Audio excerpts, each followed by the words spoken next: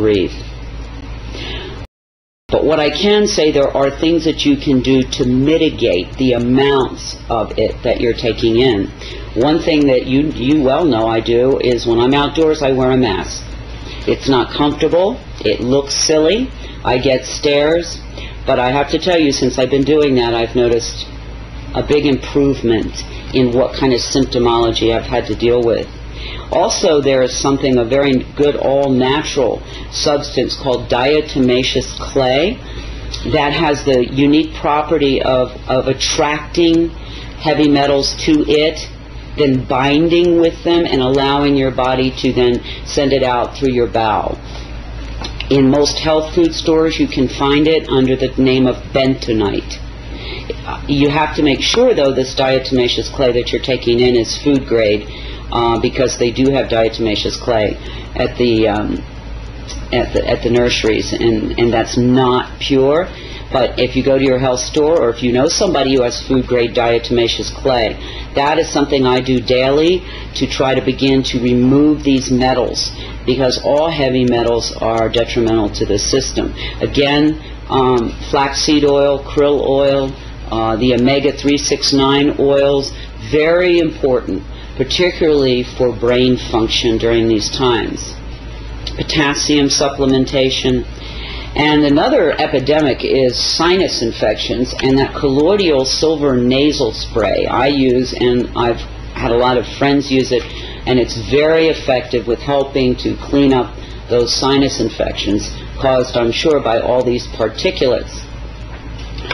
I don't know if you know, one of the top respiratory specialists in the United States was recently on the Today Show. He's written a book called something about the breathing crisis in this country. And he told, I think it was Katie Kirk, I don't recall, who was interviewing him, maybe Ann Curry, that death or mortality from respiratory disease had gone from number 8 5 years ago to almost number 3. That's huge. That means that the third leading cause of death now in this country is breathing. And one has to wonder what could have happened in 5 years to have created that kind of crisis, is the only word I can think of. So this is something that anybody who breathes, and I'm assuming that's anybody who might be seeing this documentary, needs to be concerned not only for themselves but everyone they love. This isn't like a firing squad where everybody goes down and you get to watch it at one time. This is a cumulative poisoning that will demonstrate in different people in different manners depending on how strong their immune system was to begin with, what their genetics are, and many other factors.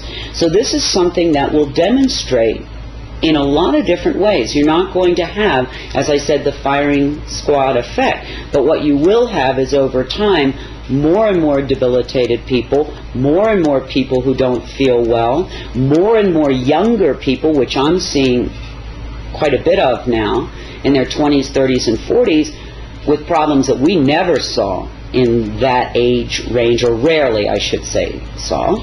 When this began 5.5, almost 6 years ago, 24/7, we know that maybe it's been going on however long, but the 24/7 heavy spraying, during that time, at the beginning, I saw mostly older, frail people and infants suffering and leaving the planet. But now it's coming down the old chronological scale here. So we're dealing with people, teenagers, 20s, 30s, 40s, 50s, with a lot of debilitating problems. And I know in Albuquerque alone, 5-6 years ago, 6 to 8% of the children were diagnosed as asthmatic. Today, as of now, it's 70%. It's devastating. These are children. I would say to anybody listening, one of the first and most important things that you can do is start to eat your medicine. Get rid of the junk food, get rid of the empty food, get rid of the zapped food, and begin to eat, if you can, organic and free range. If you can, at least good, whole, pure food. Don't zap it in the microwave. That removes all the good digestive enzymes and many of the nutrients. So start with your diet, because your body is under an insult that it's probably never in the history of man, I don't think, seen before. And in order for you to stay healthy and those that you love, you've got to really begin to pay attention to what you're eating, the water that you're drinking.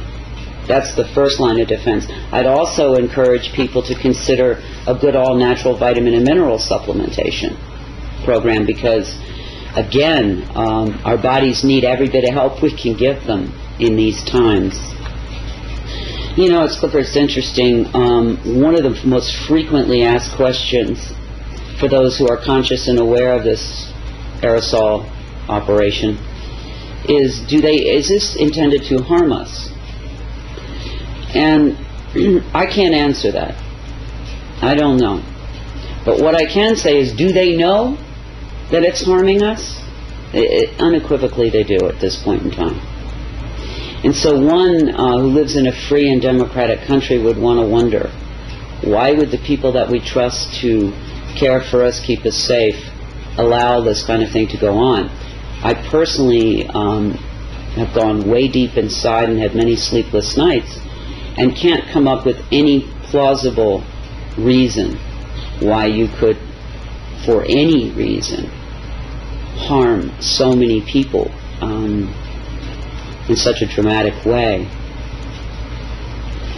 And so I would say, if you are like me, you love this country, you're deeply patriotic, that take advantage of that freedom that we are given here in this beautiful land of democracy. Make your voice heard, ask for an explanation, ask for a discussion, so that we can determine if this is something we want in our air supply. We can't just keep ignoring it. It's not going to go away. It's just not going to go away unless people of consciousness and conscience decide to get up off the couch and do something. And they can decide what that something is. Because if they don't, as they watch the people around them, and they look at their own health, and they see the deterioration, they're going to have to wonder at some point, well, gosh, why didn't I do something when I could?